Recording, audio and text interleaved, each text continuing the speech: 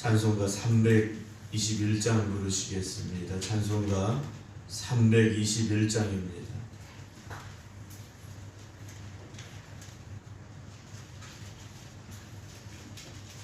찬송가 321장입니다.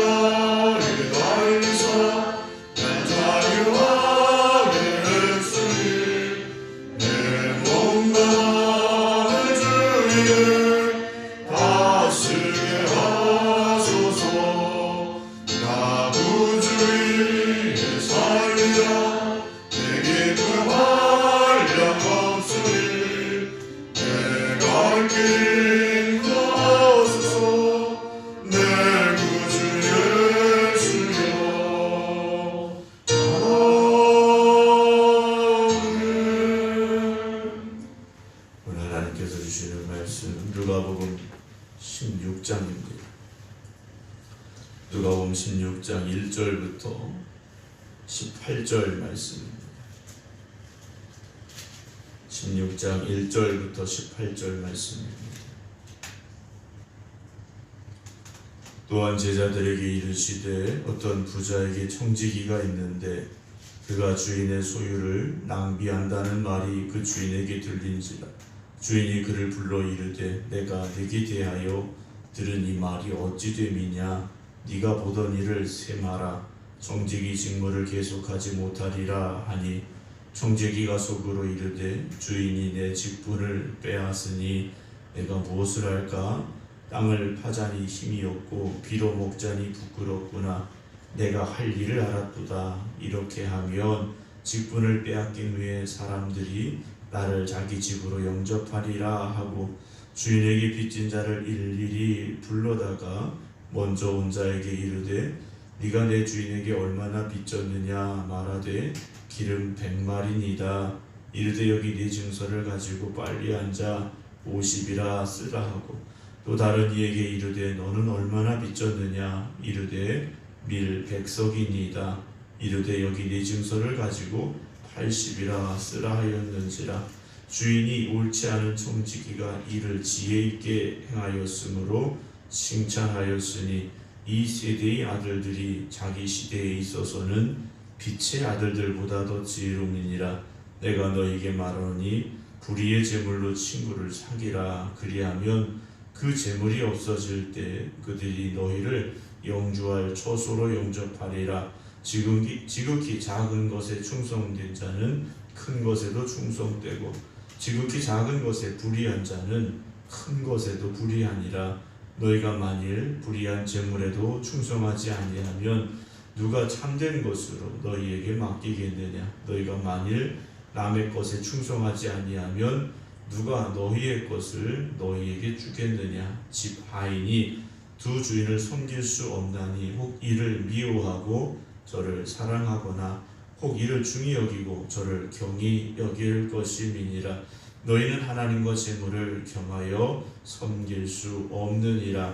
바리새인들은 돈을 좋아하는 자들이라. 이 모든 것을 듣고 비유권을 예수께서 이르시되 너희는 사람 앞에서 스스로 옳다 하는 자들이나 너희 마음을 하나님께서 아시나니 사람 중에 높임을 받는 그것은 하나님 앞에 미움을 받는 것이니라.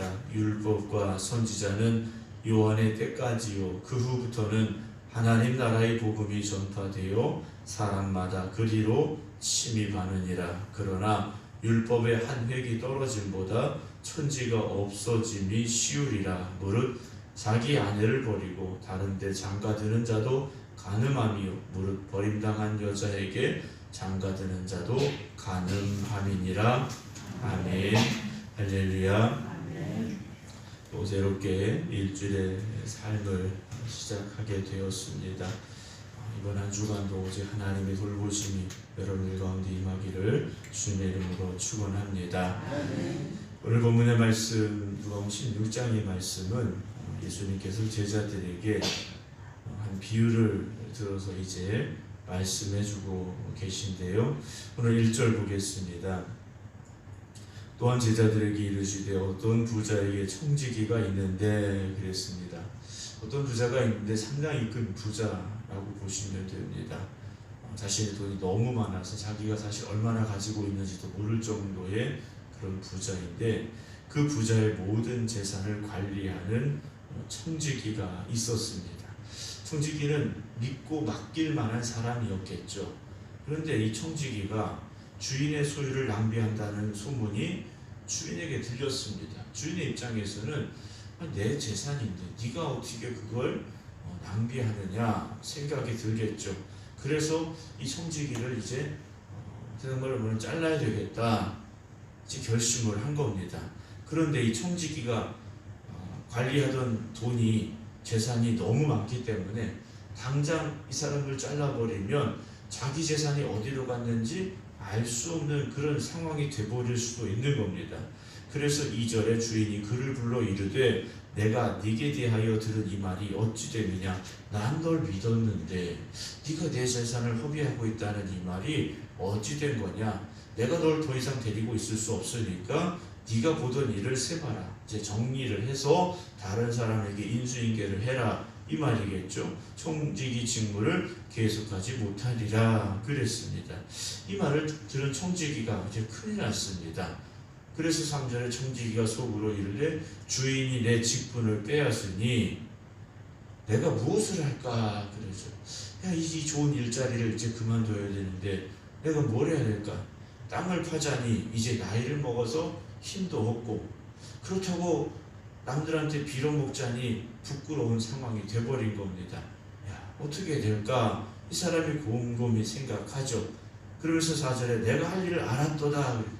그래 내가 이렇게 하면 되겠구나 하면서 직분을 빼앗긴 후에 내가 청지기 직을 빼앗긴 후에 사람들이 나를 자기 집으로 영접할 수 있는 방법을 찾아냈습니다. 그게 무엇입니까? 5절 주인에게 빚진 자들을 일일이 불렀습니다. 돈을 빌려준 사람들을 하나하나 불러서 뭘 하느냐. 먼저 온 자에게 이르되 네가 내 주인에게 얼마나 빚졌느냐. 말하되 기름 100마리입니다. 그래 기름 100마리입니다. 그랬더니 이 청지기가 뭐라고 말합니까? 이르되 여기 네 증서를 가지고 빨리 앉아 50이라고 써라 그랬어요. 아니 100마리를 빌려갔는데 50말만 빌려갔다고 증서를 바꿔 써주는 겁니다. 아니 이런 사람이 어디 있겠습니까? 그런데 예수님 당시에 돈을 빌려주고 이자를 얼마나 받느냐. 율법에는 받으면 안 됩니다. 그런데 이 당시에 돈을 빌려주는 사람들이 이자를 얼마를 받았느냐? 절반을 받았습니다. 상당히 고리대금 업자처럼 이들이 그 이자를 받아낸 거죠. 근데 원래 돈이 있는 사람이 돈을 빌리는 게 아니지 않습니까? 없는 사람들이 빌리는 거예요. 그런데 없는 사람들이 이자를 절반이나 더해서 원금을 갚을 수 있느냐? 사실 거의 불가능한 상황입니다. 그래서 그 모든 재산을 결국 다 뺏기게 되고 종이 되는 일들이 비일비재한 상황이 되어버렸는데 7절에 또 다른 사람이 왔습니다. 너는 얼마나 빚졌느냐? 그랬더니 밀 백석입니다. 그래요. 여기서 백석이라고 그랬는데 석이라는 단위는 요즘으로 바꾸면 드럼통 하나보다 조금 더 많습니다. 그러니까 이 사람들이 엄청나게 빌린 겁니다. 여기 네 증서를 가지고 80이라고 써라 그러죠. 주인의 입장에서는 지금 손해가 막심합니다. 어떻게 말할 수 없을 정도로 손해를 보고 있는데 8절에 주인이 이걸 또 알았습니다. 알아서 옳지 않은 청지기가 이 일을 지혜 있게 하였으므로 칭찬했다 그래요. 야, 그 녀석 돈을 낭비한다고 그래서 자르려고 그랬더니 자기 살궁리는 그래도 하는구나, 참 똑똑하구나, 이런 말을 했겠죠. 주님께서 이 이야기의 결론을 말씀하십니다.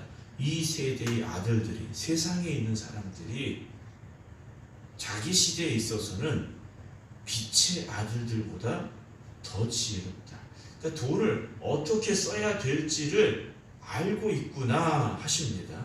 9절에 내가 너희에게 말하니 불의의 재물로 친구를 사귀라. 그리하면 그 재물이 없어질 때 그들이 너희를 영주할 처소로 영접하리라. 세상 사람들도 자기 나중 일을 생각해서 돈을 쓰고 있다라는 겁니다. 10절 지극히 작은 것에 충성된 자는 큰 것에도 충성되고 지극히 작은 것에 불의한 자는 큰 것에도 불의하다. 주님께서 말씀을 하시죠. 11절 너희가 만일 불의한 재물에도 충성하지 아니하면 누가 참된 것으로 너희에게 맡기겠느냐. 너희가 만일 남의 것에 충성하지 아니하면 누가 너희의 것을 너희에게 주겠느냐 하시며 13절 중요한 말씀을 결론으로 말씀하십니다.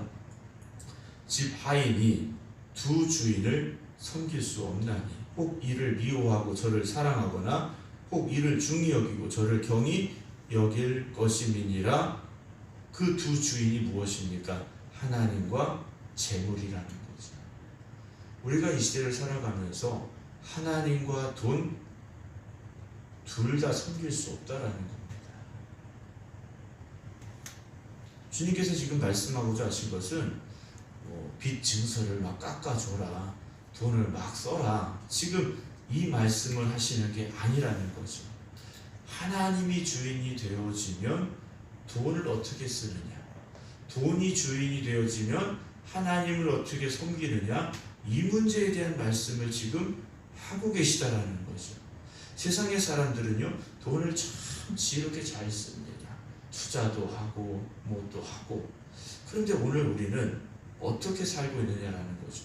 그 사람들은 돈이 주인이니까 돈을 어떻게 하면 잘 쓸까 궁리하면서 산다라는 겁니다.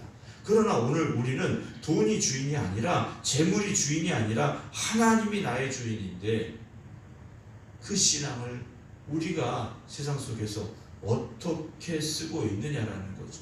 그 신앙의 삶을 어떻게 우리가 잘 살아가고 있느냐라는 겁니다. 다시 말씀을 드리면 의롭고 지혜롭게 살아야 되는데, 세상 사람들은 참 지혜롭게 돈도 굴리고 잘 사는데 우리에게 주어진 이 신앙, 하나님이 나의 주인이 되어진 이 삶을 어떻게 지혜롭게 사용하지 못하고 있는가? 우리가 다시 한번 돌아보아야 된다는 것이죠. 가서 땅을 어디를 사고 뭐 주식을 얼마를 뭐 어디 걸 사고, 지금 그 말씀을 우리가 하자는 게 아니죠. 나의 주인은 오직 하나님이시라면, 하나님을 더 사랑하는 사람들이라면 이 땅에서 우리가 세상 사람들보다 더 지혜롭게 살아야 되는데, 더 분별력이 있어야 되는데 그렇지 못하다라는 거죠. 왜 우리가 이렇게 돼버렸습니까? 하나님도 주인이고 재물도 주인이 돼버렸기 때문이다라는 것이죠. 우리 앞에 펼쳐진 이 세상의 삶은요, 사실 돈이 전능합니다. 돈이면 다 돼, 이런 말이 우리 입에서도 쉽게 나올 때가 있다라는 거죠. 그러나 신앙의 삶은, 하나님이 주인이 되어진 사람의 삶은 돈이 주인이 아니라 하나님이 주인이 되어짐을 고백할 수 있어야 할 것입니다. 그렇지 않으면 우리는 세상 사람들보다 어리석은 사람이 될 수밖에 없습니다. 세상 사람들은 돈이 주인이니까 어떻게 하면 돈을 잘 굴릴까? 어떻게 하면 돈이 잘 벌 수 있을까? 돈이 주인이 되는, 돈이 왕이 되는, 그래서 돈 하면서 잘 살아가요. 근데 우리는 하나님도 섬겨야 되겠고 돈도 섬겨야 되겠고, 이러다 보니 문제가 생길 수밖에 없고 하나님 앞에 신실한 종이 되지 못하더라는 것이죠.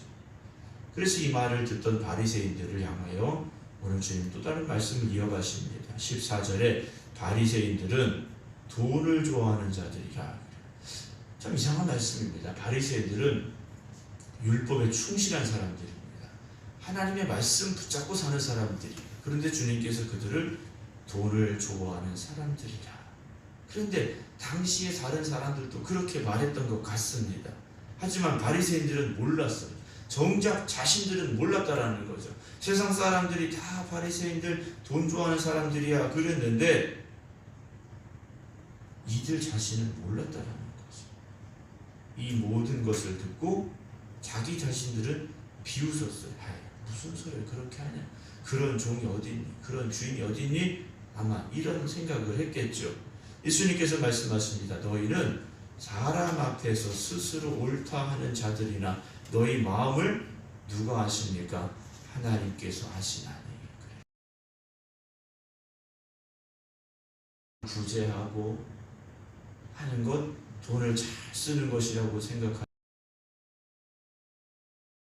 높임을 받으려고 쓰는 것이지 하나님이 말씀하신 율법의 근거에서, 하나님의 사랑의 근거에서 다른 사람들을 도와주는, 즉 구제하는 것이냐? 그렇지 않다라는 거죠. 오히려 하나님 앞에 미움을 받는 것이다.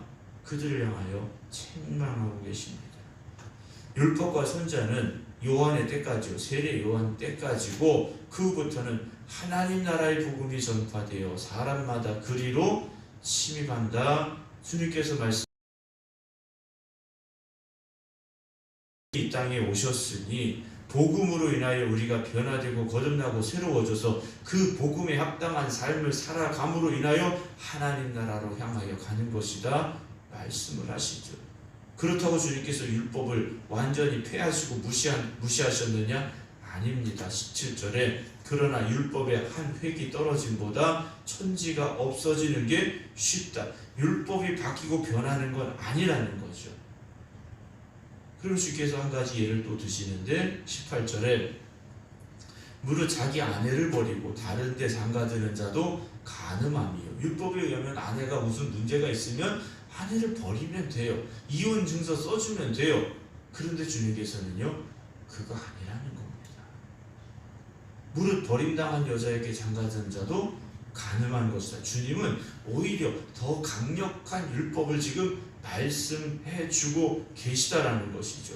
사랑하는 성도 여러분, 우리가 이 땅을 살아가면서 정말 하나님이 나의 왕이시고 하나님이 나의 주인이신 삶을 살기 원하십니까? 그렇다면 다시 한번 내가 누구를 주인으로 섬기고 있는가를 확인해 봐야 됩니다. 우리도 모르게 나는 하나님 나의 왕이세요, 나는 하나님의 종이에요, 이렇게 말하고 있지만 정작 세상이 나의 주인이 되어지고 물질이 나의 왕이 되어버린 삶을 살아가고 있는 우리의 모습을 발견하게 될지도 모릅니다. 오늘 저는 여러분들이 하나님이 나의 주인이 되십니다, 하나님이 나의 왕이 되십니다, 그 고백 가운데서 하나님의 자녀답게 이 땅을 살아갈 수 있는 삶이 되시기를 주님의 이름으로 축원합니다. 목사님, 그러면 우리는 돈을 어떻게 버나요? 여러분, 지금 돈을 벌지 말라는 말씀도 아니고 투자를 하지 말라는 말씀도 아니에요. 그러나 그것을 쓰되 하나님의 뜻에 합당하게 쓸 수 있어야 되죠. 나를 위한 삶이 아니고 욕심을 위한 삶이 아니라 하나님이 주인이신데, 내가 하나님이 나의 주인이시라면, 내가 가진 것도 하나님의 것이라면 그것을 쓸 때 어떻게 써야 될까? 하나님이 기뻐하시는 대로 써야 된다는 거죠. 사랑하는 성도 여러분, 돈도 마찬가지고 나에게 주어진 시간도 마찬가지고 나에게 주어진 건강도 마찬가지고요, 나에게 주신 지식도 마찬가지고요, 모든 것이 다 나에게 사용되어져야 됩니다. 그렇지 않으면 돈이 주인이 되어버린 오늘 바리새인들과 많은 사람들 있지 않습니까? 말씀을 듣는 사람들이에요. 머릿속으로 세상을 향해 가고 있느냐 하는 것이죠. 여러분, 세상의 것을 쫓아가지 마시고 하나님 나라의 것을 쫓아가시기 바랍니다. 하나님이 함께 하시고 하나님이 책임져 주시는 우리의 삶이 됨을 잊지 마시고 오늘도 하나님이 나의 왕이십니다. 그 고백 가운데 살아갈 수 있기를 주님의 이름으로 축원합니다. 기도하겠습니다. 참으신 하나님, 감사합니다. 하나님이 나의 왕이 되셔서 나의 삶 가운데 함께하고 계신데 우리는 불완전한 세상 속에 살기에 눈에 보이는 재물이 더 힘이 있는 것처럼 보여질 때가 있습니다. 그래서 물질이 나의 왕이 되는 어리석은 삶 속에 빠져들 때도 있습니다. 하나님, 우리가 깨닫게 하여 주시옵소서. 오직 나의 왕 되신 하나님 앞에서 하나님이 기뻐하시는 믿음의 삶을 살아갈 수 있기를 원합니다. 하나님과 세상을, 하나님과 물질을 저울질하지 말게 하시고 그저 나는 하나님 말씀만 따라가겠습니다. 하나님이 기뻐하시는 삶을 살아가겠습니다. 고백할 수 있는 저희들 되게 하여 주시옵소서. 그래서 이번 한 주간도 우리가 이 세상 속에 살지만 세상 사람들처럼 살아가는 삶이 되지 말게 하시고 하나님 나라 백성답게 살아갈 수 있는 저희들 되게 하여 주시옵소서. 그래서 세상 속에 살아가지만 하나님 나라 백성에게 허락하시는 하나님의 은혜와 하나님의 사랑과 하나님의 축복을 누리며 살아가기를 원하오니 하나님 함께하여 주시옵소서. 이제는 우리 주 예수 그리스도의 은혜와 아버지 하나님의 무한하신 사랑하심과 성령님의 감동 감화 역사하심이 오늘도 나의 왕 되신 하나님, 그 하나님의 뜻에 순종하며 살겠습니다. 기도드리는 성도들 위해 이제부터 영원토록 함께 하시기를 간절히 축원하옵나이다.